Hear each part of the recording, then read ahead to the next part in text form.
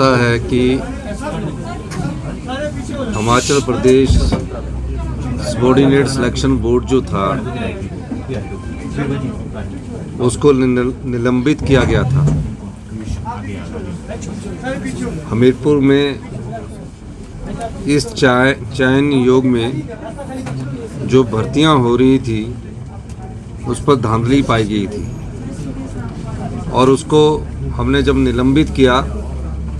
उसके बाद उसकी इंक्वायरी हमने एक आईएएस ऑफिसर अभिषेक जैन जो सेक्रेटरी एजुकेशन थे उनको सौंपी, जो डिपार्टमेंटल के द्वारा इंक्वायरी की जानी थी। और हमारा विजिलेंस में जो आईजी है उनको हमने ये इंक्वायरी सौंपी। मुझे बड़े दुख के साथ कहना पड़ रहा है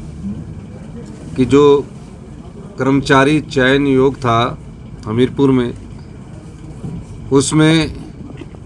पिछले 3 साल से इस पेपर लीक के मामले हो रहे थे। पेपर बिक रहा था और पेपर बिकने के साथ कुछ लोगों को ही पेपर बेचा जाता था और ये पेपर बेचने का धंधा पिछले 3 साल से चल रहा था। और जो अभी पेपर हुए हैं उनके विषय में भी शिकायतें प्राप्त हुई है। हिमाचल प्रदेश सरकार के सभी अधिकारी और इंक्वायरी टीम ने तथ्यों को पाया। इस आधार पर आज जब सुबह फाइल मेरे पास आई उस पर हमने ये फैसला किया है कि हिमाचल प्रदेश कर्मचारी चयन आयोग जो कि निलंबित किया गया था उसको भंग कर दिया गया है, उसकी कार्यप्रणाली को ख़त्म कर दिया गया है। और जब तक उसमें जो एग्जामिनेशन हुए जिनके परिणाम नहीं निकले हैं और जिनके परिणाम निकले हैं, जो भी और भविष्य में एग्जामिनेशन होने हैं, कईयों को रोल नंबर चले गए हैं और जिनका रिजल्ट निकल गया है, उन सारे मामलों को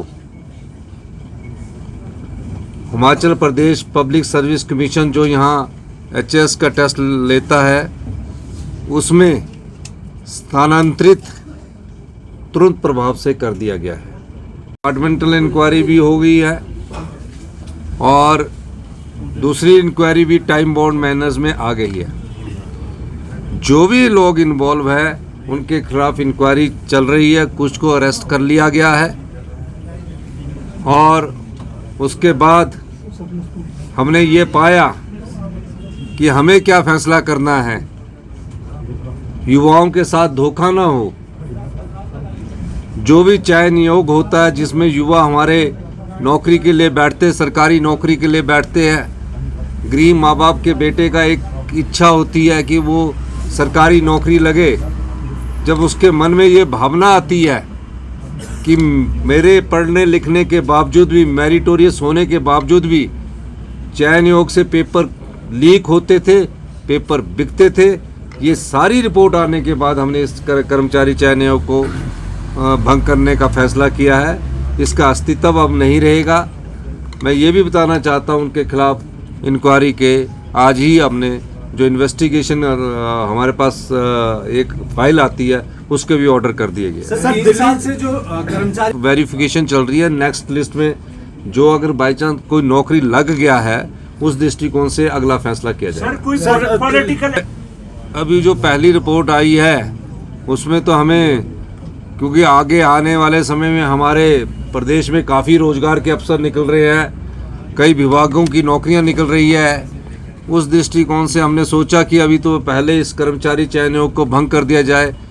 युवा साथी इस भ्रमजाल में रहे कि हमारे आने वाले समय में जो एग्ज़ाम होंगे वो किसके कौन करवाएगा, कैसे नहीं करवाएगा। पहले तो इस दृष्टिकोण से कार्य किया जा रहा है और कई चीज़ें सामने आई है जो मैं आपको डिस्क्लोज नहीं कर सकता, वो इंक्वायरी का मैटर है और हमने एक्शन लेने के लिए जो हमारे विजिलेंस के अधिकारी हैं उनको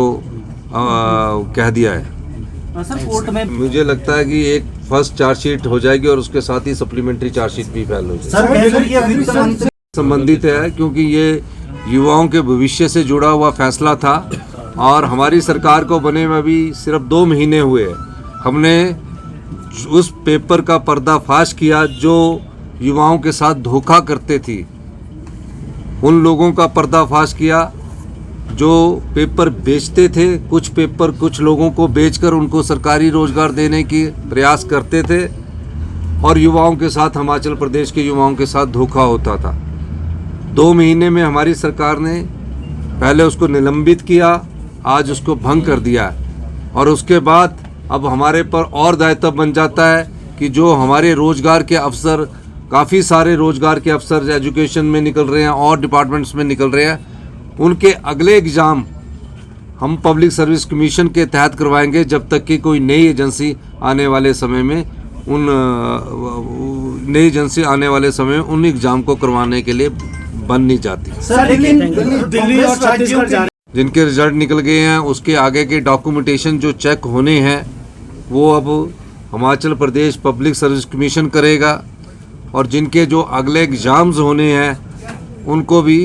Himachal Pradesh public service commission करेगा और ये तब तक करता रहेगा जब तक कि वहाँ कोई अल्टरनेट के रूप में या टेस्टिंग एजेंसी के रूप में, जो हम नेशनल टेस्टिंग एजेंसी का अध्ययन कर रहे हैं जो नेशनल लेवल पर रिक्रूटमेंट करती है, उनके सभी पहलुओं की हम जांच पड़ताल कर रहे हैं जब तक कि उसका गठन नहीं किया जा सकता है। इस दृष्टिकोण से जो भी उस कर्मचारी हमारे हमीरपुर में कार्यरत थे उनको सबको सरप्लस रूट में डाल दिया गया है, सरप्लस पूल में डाल दिया गया है और उनको कहा गया है कि आप अपनी किस विभाग में, दूसरे विभाग में जाना चाहते हैं उसकी ऑप्शन हिमाचल प्रदेश सरकार में वो लिख कर देंगे। मेरा ये मानना है जब किसी संस्था पर उंगली उठती है और इंक्वायरी के बाद ये पाया जाता है कि इस संस्था पर उंगली उठी है और पेपर बिके हैं, उस संस्था की विश्वसनीयता पर सवाल खड़ा हो जाता है। और इस प्रकार जब तथ्य पूरे हमें मालूम हुए और पूरे तथ्यों के आधार पर आज ही हमने हिमाचल प्रदेश पब्लिक जो हमीरपुर में चयन नियोग है उसके पूरी इंक्वायरी करने के बाद ये पाया कि यहाँ टॉप से लेकर बॉटम तक लोग शामिल थे और इस दृष्टिकोण से हमें ये कड़ा फैसला लेना पड़ा है। और हम हिमाचल के जितने युवा हैं, हमने पहले भी कहा है कि अब आपकी परीक्षाएं जो अभी जब तक जो जिनके रोल नंबर चले गए हैं वो Himachal Pradesh public service commission लेगा और जिनके रिजल्ट निकल गए हैं उनके डॉक्यूमेंटेशन की जो चेकिंग है वो भी Himachal Pradesh public service commission द्वारा ली जाएगी और जो आगे इंटरव्यू होने हैं उन इंटरव्यूओं को भी जब तक कि नई एजेंसी नहीं आ जाती Himachal Pradesh public service commission ही लेगा। बहुत बहुत धन्यवाद।